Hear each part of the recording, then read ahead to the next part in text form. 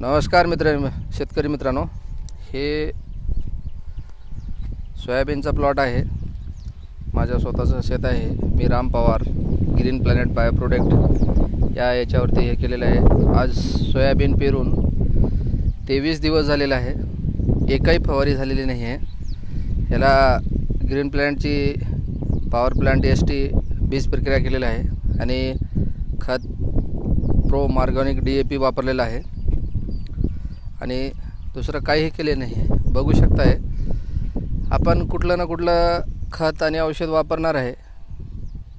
त्याऐवजी जर हे वापरलं तर आपला जमिनीची पोत पण सुधारेल आणि हळूहळू आपल्या जमिनीमध्ये गांडूळ तयार होईल, उत्पन्न वाढेल आणि आपला खर्च पण कमी होईल.